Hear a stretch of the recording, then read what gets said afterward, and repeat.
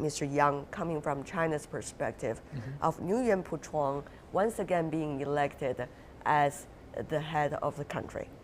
I think this top leaders arrangement thoughtfully reflects the authorities' consideration of keeping continuity of the policies and keeping the political stabilities during the whole transitional period. So the top leader's continuity is the base for the continuity of the political transition. Mr. Crowley, what do you make of this political leadership change inside Vietnam, particularly the fact that Vietnam is also a member of the TPP and also willing to join China-led Maritime Silk Road as well?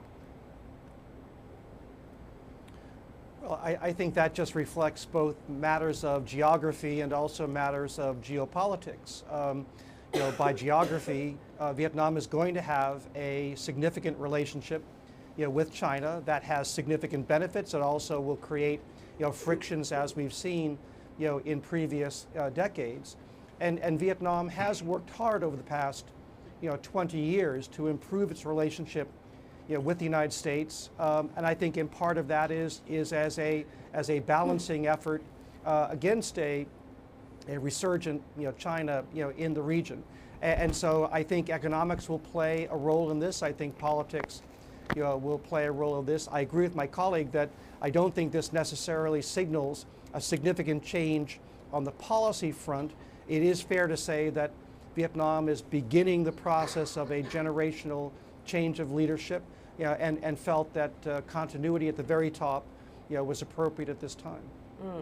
Mr. Yang, what do you make of Vietnam's position now? On the one hand, it is embracing its neighbors, for example, even China's maritime, but on the other hand, working with the United States on TPP, in which China is not a member. The phenomenon you mentioned really reflects Vietnam's comprehensive goals, among which some of the goals are contradictory. For example, Vietnam has been trying every effort to improve relations with the United States towards a strategic cooperation partnership. But on the other hand, China remains the largest trading partner with Vietnam, although Vietnam has joined in the TPP. So many Chinese experts are really confident to say, no matter TPP conduct exclusive or inclusive policies, that won't matter for China because 10 of the 12 TPP members take China as a major trading partners. So in practice, it's impossible, for example, Vietnam can follow the so-called exclusive policy against China, the largest trading partner. However, in the political security area, like especially on South China Sea issue, Vietnam really want to make use of U.S. for their favorite. So basically, the picture for Vietnam policy is quite complicated, mixed. It is. From the American perspective, how is Washington positioning Vietnam, Hanoi, at this moment? Because back in the 1960s, the Vietnam War was really one of those scars in the American history and memories. Meanwhile, later, Vietnam has embraced economic reform, including attracting more American investment into Vietnam. And now Vietnam has also become an important member of the TPP, in fact, one of the few developing economies. So, Mr. Crowley, how does Washington see Vietnam's position now, especially its position in Asia? I think the United States has been very encouraging of Vietnam opening up its economy to the world, becoming more of a market economy.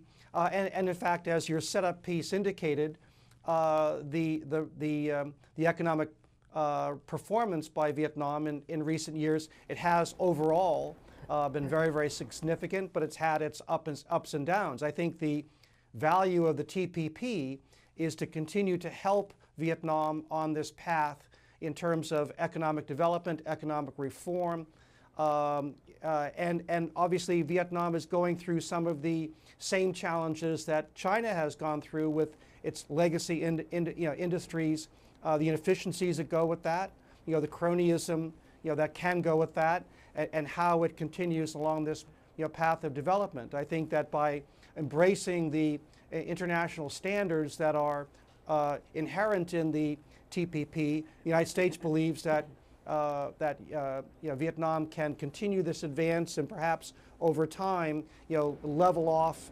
and sustain a more constructive and predictable economic performance. Mr. Yang, is Vietnam today China 10 years ago?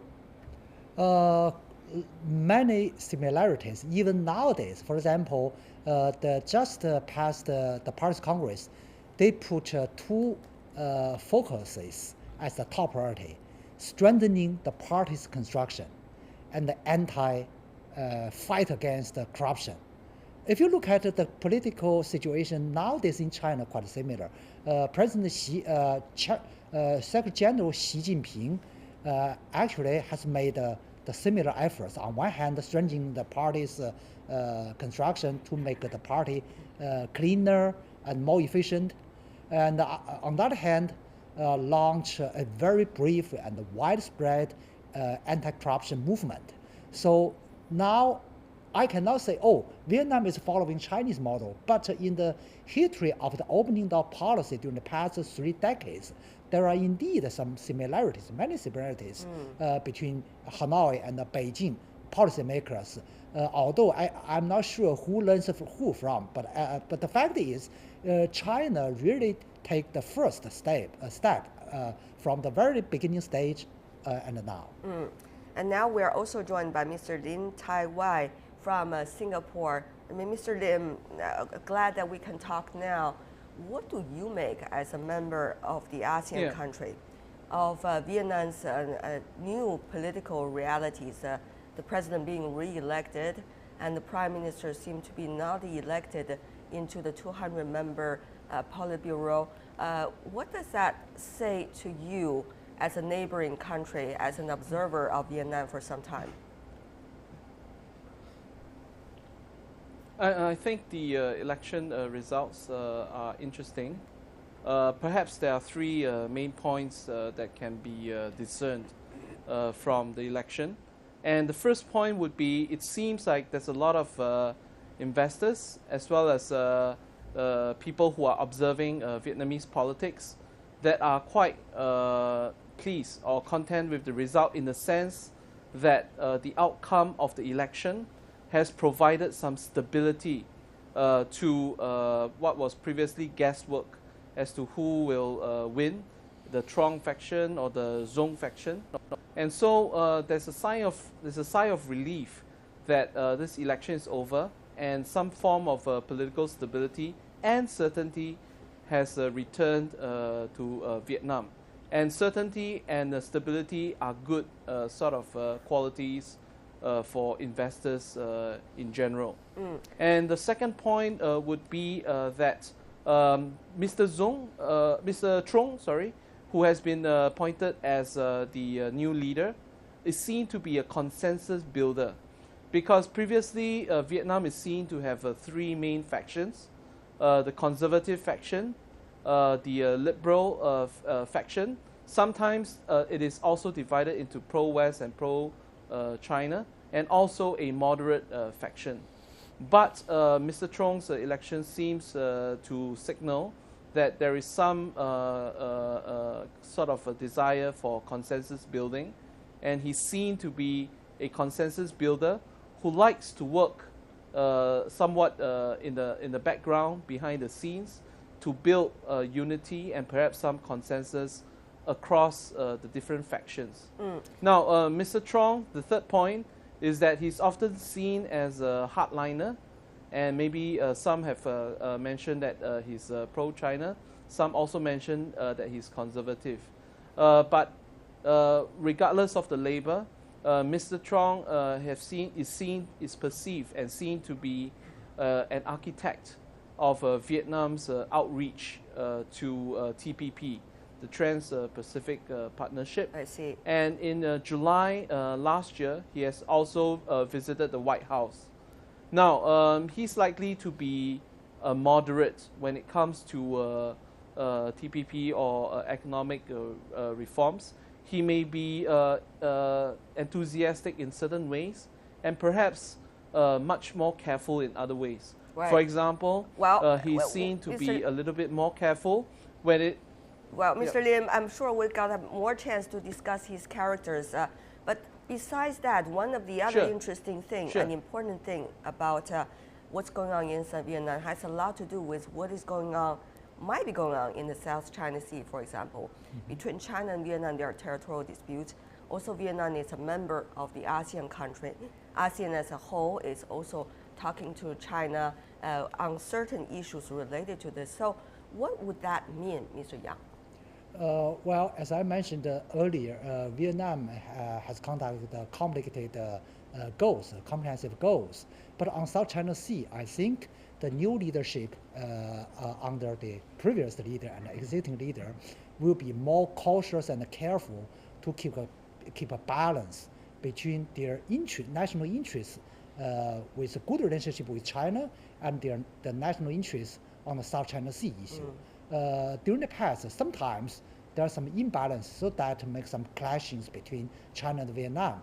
But now I think under the new leadership, they will inclining towards more cooperative through dialogues and negotiations rather than the previous way. I see. Member of the ASEAN with the new leadership change, or shall we say continuity of the leadership in South Vietnam, what can you expect Vietnam's role in ASEAN and, of course, its neighboring relations?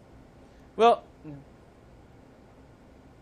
yeah, as you know, on the 31st of December 2015, ASEAN has quietly formed the ASEAN Economic Community.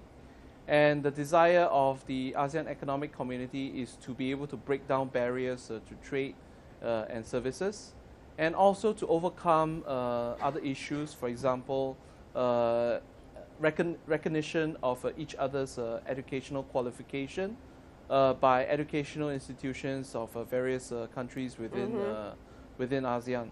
So Vietnam, of course, is a very important component of this project of the ASEAN Economic Community. It will be a very long-term project, and Vietnam's participation would be very important. I see. And Vietnam has, of course, reached out to other Asian ASEAN countries, just as it tries to maintain this equilibrium between China and also the US. So I think Vietnam is playing this very precise calibration game, where it's able to maximize its national interests by integrating its economy and also its trade with other ASEAN countries with this new AEC, or ASEAN Economic Project, while trying to maintain good relations with the major powers in the region. Okay, Lim Tai Wei.